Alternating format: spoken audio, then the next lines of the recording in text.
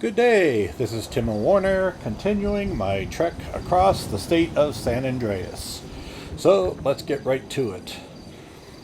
I am not entirely sure what the red circle on the map means. Normally that means a gang attack, but I thought I had that kind of stuff turned off right now.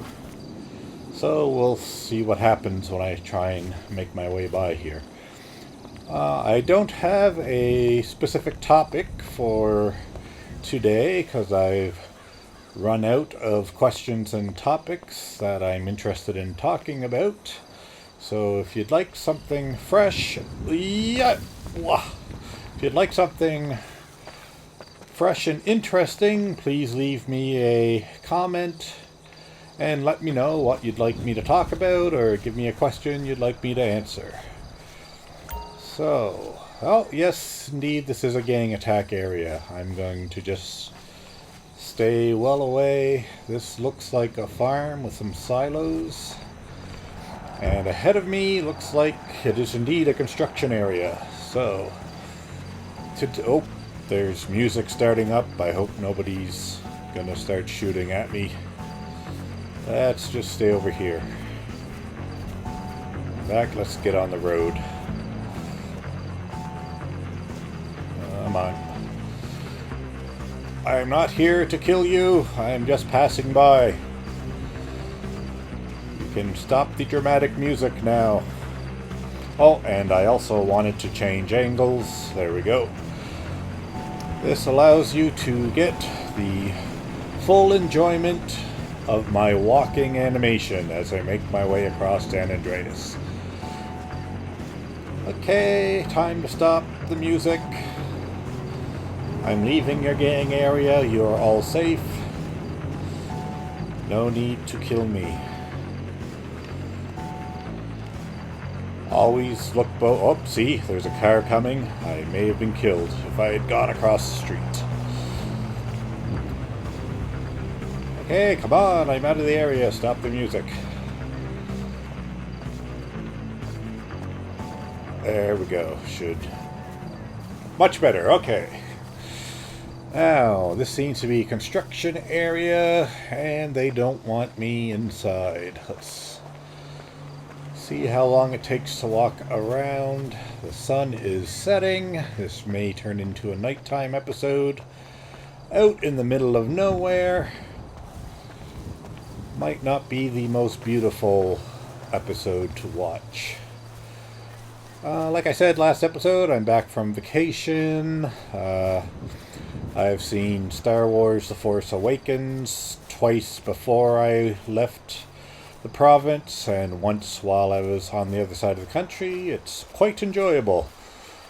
Unlike the prequels, it actually feels like a Star Wars movie. It seems like the same universe, and actually a continuation of the original movies. The prequels have an entirely different feel, and don't really feel like they belong in the same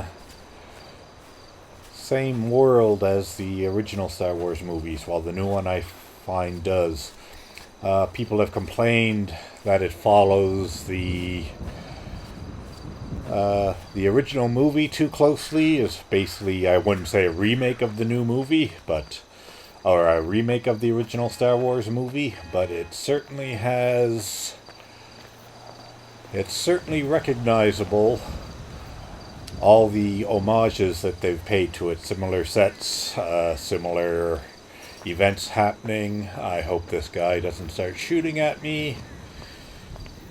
Excuse me, sir, I saw your sign said to stop, but as you can see, oh good, you're putting your flashlight away. That means you're not interested. Thank you.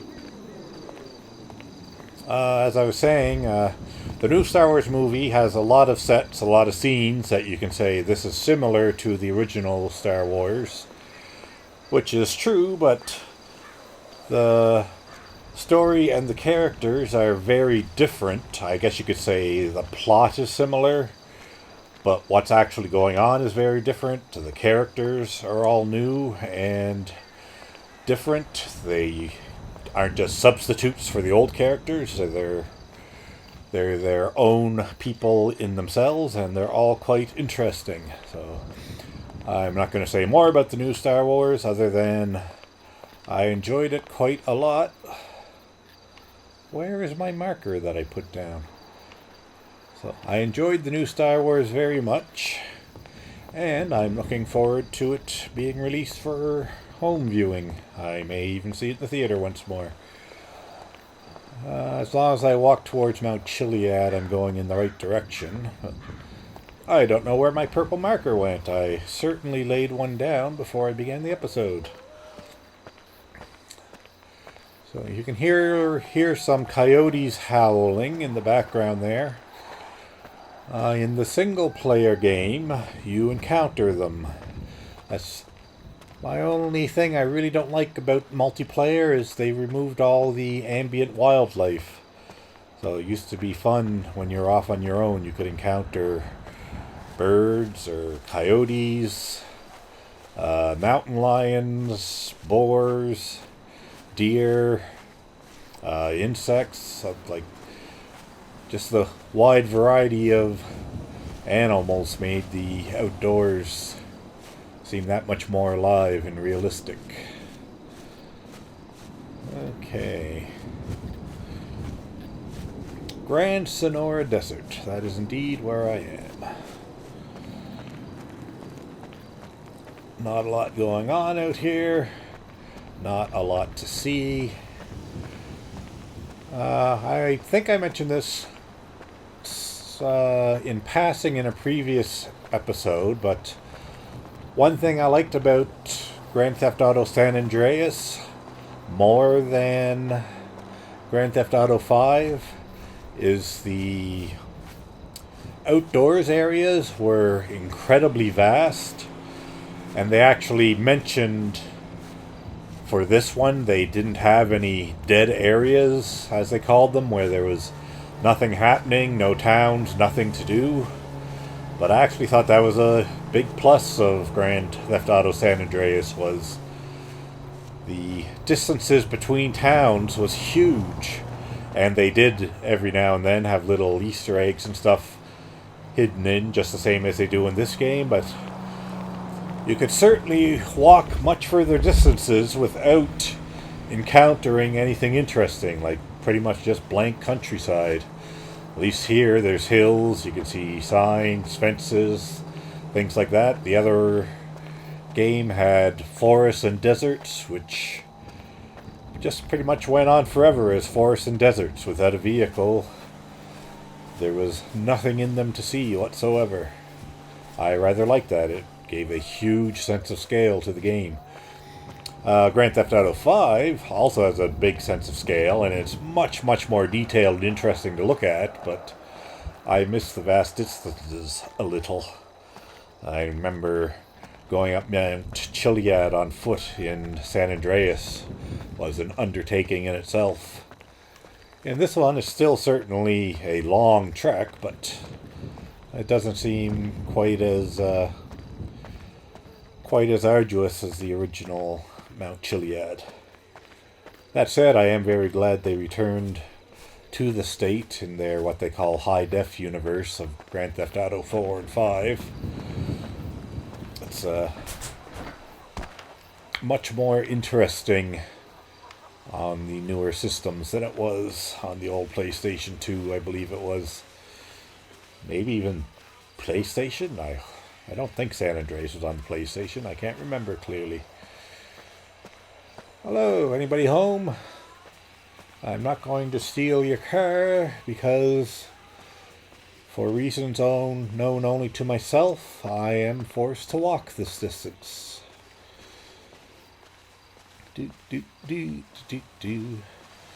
LS4145RS. Los Santos, Bluma. If that is some kind of joke, which they usually put in for location and business names and just any place they can put a sign, basically, the joke is lost on me. If you know what it is, let me know in the comments. In fact, just leave me a question or a topic in the comments so I can stop bugging people to leave them for me. That way I'll have something to talk about next episode, and I won't have to just ramble on as I've been doing in this one. It's nighttime. Where is the moon? Oh yeah, definitely full moon. You can tell I was guessing it's a full moon just because it is so incredibly bright out here at the moment. When there is no moon or just slight crescent, it is realistically much, much darker out in the wilderness than it is the full moon. I can pretty much see everything right now with the light of the moon. Let's see. Get up over this hill. If that's anything interesting to the right, I'll just head that way a little bit. Otherwise, I'm just going to keep heading straight at Mount Chiliad, which, as you can see, as I said last episode, it is much further away than it seems. There is a lot of ground to cover between here and there. Nothing close enough that I'm going to go investigate it from here. Just going to keep walking over the nothingness. When you're out here in the desert, the game reminds me a lot, as I've talked about before, of Red Dead Redemption, which was basically Grand Theft Auto in the Old West. I would absolutely love it if they made another version of Red Dead Redemption for the Xbox One, maybe a re-release with better graphics, just like this. That game was a lot of fun. And one of my favorite things to do in that, as in Grand Theft Auto, is I would just hop in a stage wagon. I hear a train. I would hop in a stage wagon and just hire it to take me to somewhere far away and enjoy the scenery as it actually drove in real time across the landscape. I do the same thing in Grand Theft Auto, hop in a cab, choose a location, and just sit back and enjoy the trip. Makes a nice relaxing screensaver. You can turn on the radio, just listen to music as you're doing it. And it's a good way to have fun with modern... Oh, there's the train. I won't be trying to hop on any trains I encounter, as one, it's not the easiest thing to do, and two, it will take me too far away too fast. Something I like about modern sandbox games is you can play them however you want. You don't have to do what the game's purpose is. You can just wander around and do nothing if you want and still have a lot of fun. Used to be if games, especially like back in the television Atari games were so abstract, if you didn't play them the way they were intended to be played, there was really nothing else to do.